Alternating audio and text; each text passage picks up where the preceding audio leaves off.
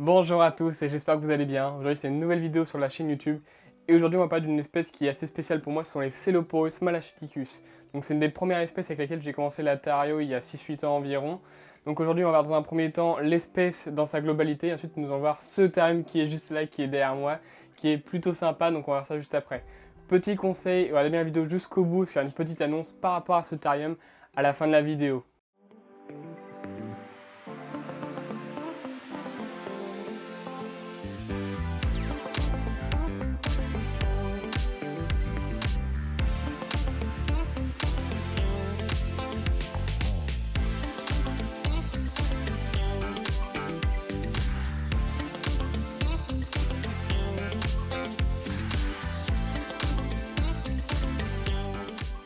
Vous avez pu le voir, je vous ai mis plusieurs plans de coupe du therium et de mon couple de Celoporus qui logent dedans. Donc maintenant, on va présenter l'espèce. Donc les Celoporus malachiticus font partie du genre déjà Celoporus, qui ensuite font partie de la famille des Phrynosomatidae, donc ce qui est aussi apparenté un peu aux iguanidés. Maintenant, donc pour l'espèce en général, c'est une espèce qui a fait entre 16 et 18 voire 19 cm grand maximum, donc c'est vraiment pas une grande espèce. Maintenant, ensuite là je mets quelques vidéos, donc les mâles sont super jolis, ils ont des couleurs vertes, bleues sur la queue avec un peu noir. Et quand on les retourne au niveau du ventre, ils vont avoir du bleu, du blanc et du noir. Quant à elles, les femelles vont avoir plutôt des couleurs grisâtres, voire marron, et parfois à la limite quelques touches de vert ou de bleu à la limite. Moi j'ai une chance énorme, c'est que j'ai une femelle qui est magnifique, elle est vraiment bleue et verte. Alors pour le coup, j'ai pas de belle vidéo à vous montrer tout de suite, mais j'ai au moins une photo, je vous la mets juste ici. Donc c'est vraiment une super belle femelle et que j'ai forcément hâte de reproduire. Maintenant ensuite pour toujours la description physique de l'espèce, c'est vraiment un animal qui est quand même très svelte avec un corps qui est fait pour la vie arboricole avec des longs doigts et des griffes qui sont plutôt acérées par rapport à la taille de l'espèce forcément. C'est une espèce qui est vraiment super active, moi perso dans mon terrain, vraiment c'est une espèce qui s'éclate à aller à fond sur les murs, à monter en hauteur, à sauter fois limite de branche en branche. Donc c'est vraiment un animal qui est fait pour la vie arboricole. Maintenant, ensuite, toujours sur les Celoporus, ce que je n'ai pas dit encore, c'est que c'est une espèce qui est vraiment sujet au stress par rapport aux manipulations. Déjà, les manipulations générales pour les reptiles et amphibiens, c'est pas le top, mais encore plus pour les Celoporus malachiticus. On va pas vraiment parler de manipulation, comme avec un Pogona ou un Gécolopard par exemple, mais à la limite plus de contention. Ça sera vraiment pas apprécié par l'animal, donc vraiment manipulation, entre guillemets, même contention pour les Celoporus, vraiment doucement, vraiment, jamais en fait. Moi, clairement, je sais que les miens, je les manipule jamais, sauf s'il y a un problème physique sur l'espèce. Petite pause dans la vidéo rapide. À ce moment-là, je parle de la contention chez les Celoporus malachiticus. Et au moment où je parle, la vidéo est tournée, elle est montée, il n'y a pas de souci, mais je trouvais qu'il manquait des plans vidéo sur la femelle. Et du coup, j'ai voulu l'attraper, la manipuler, enfin la contentionner, on va dire. Sauf qu'en voulant l'attraper, elle a perdu sa queue. Alors dans tout cas, je comptais quand même l'attraper parce qu'elle va changer de terrarium. Alors j'en dis pas plus, parce que ça sera expliqué à la fin de la vidéo. Mais j'ai voulu l'attraper et elle a perdu sa queue, donc elle a fait une autotomie. Donc c'est un système naturel chez les lézards, alors pas tous les lézards, mais la plupart. Il faut ça face à un très gros stress ou face à un prédateur. Donc elle a dû prendre pour un prédateur et elle a eu un gros coup de stress forcément. Donc elle a perdu sa queue. Je vous mets la vidéo juste là où elle a perdu sa queue. Je suis dégoûté franchement parce que je fais toujours tout pour garder mes animaux avec leur queue d'origine. Donc là la queue va repousser, il n'y a pas de souci, alors forcément elle va être moins jolie que la queue originale. Mais voilà. Donc après pour la vie de l'animal, la vie n'est pas mise en danger par rapport à l'animal. Forcément c'est pas le top pour l'animal. Puis pareil esthétiquement c'est aussi pas ouf. Donc voilà, donc je t'en prévenu par rapport au fait d'éviter la manipulation chez les Celoporus et aussi chez d'autres lézards. Là pour le coup c'est une très bonne leçon que je me donne finalement à moi-même. Bon après comme je dis je comptais quand même la sortir et l'attraper pour la changer de terrain. Mais voilà, donc je vous laisse continuer la vidéo et voilà. Maintenant, parlons du biotope de l'animal. En plus, on voit le mâle qui est juste ici. Je ne sais pas si vous le voyez bien à la caméra. Alors, pour le biotope de l'animal, c'est un animal qui va vivre en Amérique centrale. Donc, on va le retrouver au Nicaragua, principalement, au Honduras, au Guatemala ou encore au Costa Rica. Donc, c'est vraiment concentré sur l'Amérique centrale. En termes de biotope, on va le retrouver aussi dans des forêts humides, ce qu'on appelle aussi des forêts de nuages, en fait, tout simplement. Où en fait ce sera des forêts qui seront souvent recouvertes par la brume avec une certaine humidité. D'ailleurs, le genre Celoporus, le Celoporus malachiticus est une des rares ou une des seules espèces du genre Celoporus qui va vivre en fait plus humide que les autres espèces. Voilà, c'est une petite précision en plus par rapport au Celoporus malachiticus. Et on va aussi le retrouver dans des parties un peu plus montagneuses, alors plus ou moins en basse altitude. Et ensuite, on va le retrouver aussi dans des environnements aménagés par l'homme, donc soit des champs, aussi pas loin des maisons par exemple, on peut le retrouver vraiment par là. C'est pas un lézard qui est difficile à trouver dans ces pays-là. Maintenant, pour le Coelopos machticus, je tiens aussi à faire une petite précision. C'est un animal qui est malheureusement importé massivement. Donc vraiment, si un jour vous voulez en acquérir, vraiment faites attention à sa provenance.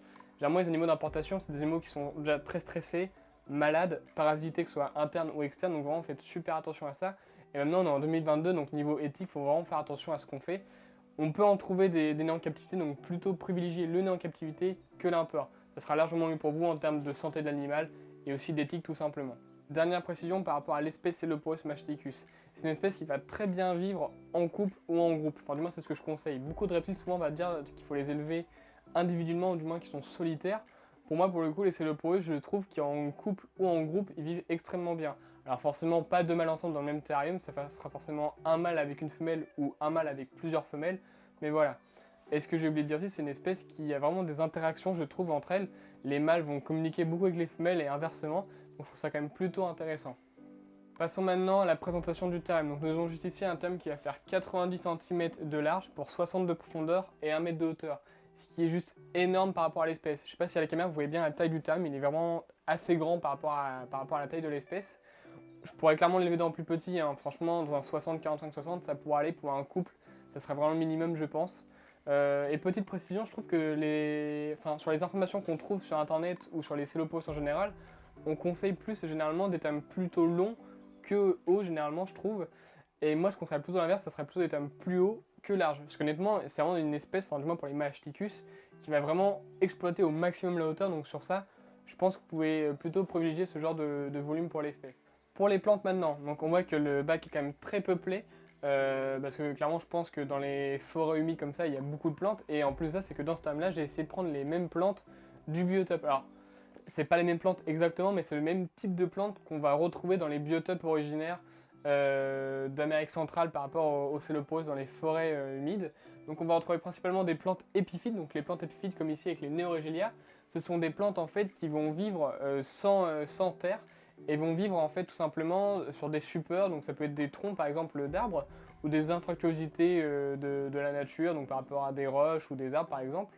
Donc j'ai mis beaucoup de Neoregelia, donc on peut voir plusieurs variétés sur la vidéo que je vous mets juste ici. On peut voir des Fireballs, donc c'est celles qui sont rouges au cœur, on a aussi des Tigers et plein d'autres sortes que j'ai, honnêtement je pourrais pas toutes vous les dire. Mais on a quand même pas mal de variétés, donc comme on voit je les ai placées principalement en hauteur, dans de la sphaigne en fait, pour qu'ils aient quand même un peu d'humidité. En plus des Neoregelia, donc plantes épiphytes, j'ai aussi mis d'autres épiphytes, ce sont des Tillandsia. Les Tillandsia, pareil, en Amérique centrale, clairement, il y en a partout, ça colonise limite parfois les poteaux électriques dans les villes. C'est des plantes qui sont très envahissantes, donc pareil, pour reproduire un peu le biotope d'origine Amérique centrale, même si on en trouve aussi en Amérique du Sud, des Neoregelia et des Tillandsia. J'en ai mis comme dans le terrarium, alors pas autant que les Neoregelia, mais j'en ai mis quand même quelques-unes, des belles Tillandsia.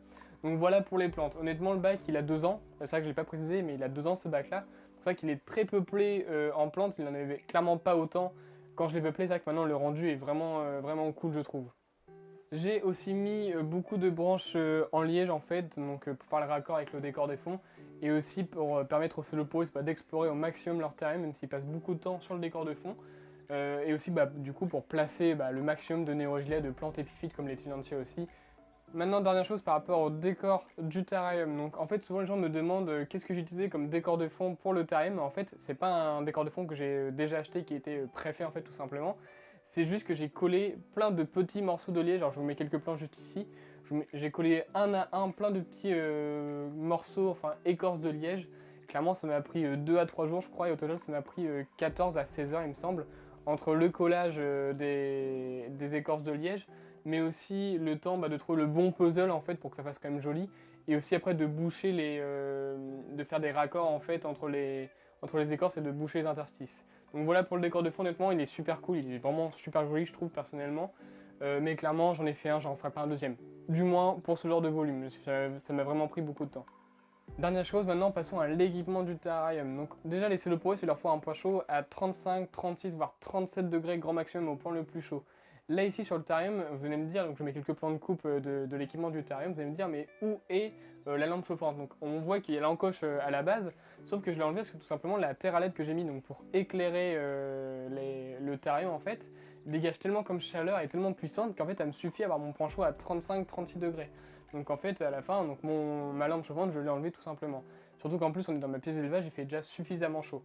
Et ensuite en équipement j'ai aussi mon néon UVB, donc c'est de la marque Arcadia, c'est une de mes marques préférées avec Reptile System. Et que donc du coup c'est un 12.0, voilà, donc ce qui est bien pour l'espèce. Et aussi je tiens à préciser, il est allumé 6-7 heures par jour grand maximum. Je tiens à préciser que pour la plupart des reptiles, alors pas tous mais la plupart des reptiles, ça sert à rien de laisser vos néons UVB allumés à longueur de journée. Surtout pour les Celoporus mahastichus ou même d'autres espèces, tout simplement parce qu'ils ne vont pas suivre et réguler à longueur de journée. Ils vont pas passer 12 heures par jour sur le néon UV, ils vont parfois être un peu plus au point chaud ou prendre un bain de lumière aussi parfois tout simplement. Donc vraiment le rayonnement UV c'est de le mettre 12 heures par jour. Parfois 6 heures ça suffit très amplement pour la plupart des espèces. Donc voilà, et en plus de ça vous allez économiser forcément une durée de vie en plus sur vos néons, surtout que ça coûte pas non plus, ça coûte pas rien non plus un néon UVB. Donc voilà, donc petite précision par rapport à ça. J'ai aussi mis dans le terrarium en équipement, c'est une pulvérisation automatique, donc on peut voir que j'ai mis quand même pas mal de buses. Du coup j'allume 2 fois par jour en général, mais j'allume vraiment pas longtemps, genre 5-6 secondes, enfin je sais plus exactement, mais vraiment pas très longtemps, histoire juste d'hydrater mes plantes et aussi faire une pluie pour les Celoporus. Dernière chose, je vous ai menti par rapport au terrarium, dedans il n'y a pas que des Celoporus mahastichus, il y a aussi dedans des cloports.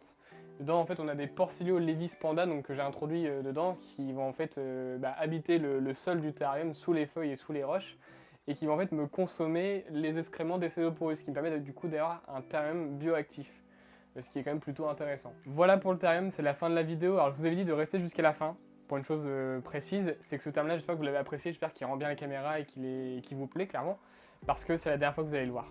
Voilà. Ensuite là je vais le démonter, donc ce sera la prochaine vidéo de la chaîne YouTube le week-end prochain. En fait on va démonter ce bac et le refaire dans un nouveau. Alors forcément je vais changer le décor, la disposition, mais clairement je vais réutiliser les mêmes éléments de décor. Donc ce sera pour la prochaine vidéo. C'est la fin de la vidéo, voilà, donc semaine prochaine, nouveau terrarium, ça va être plutôt cool, donc suivez bien ça. Et d'ailleurs, je vois que vous êtes de plus en plus à regarder les vidéos, donc c'est super cool, je suis trop content. Mais une très grosse partie de ces viewers-là qui regardent mes vidéos ne sont pas encore abonnés à ma chaîne YouTube, donc n'hésitez pas à vous abonner à la chaîne pour suivre la suite des vidéos, et moi ça me ferait super plaisir. Donc en tout cas, j'espère que vous avez adoré la vidéo, que vous avez aimé le terrarium et l'espèce, et je vous dis à la semaine prochaine, donc allez, ciao!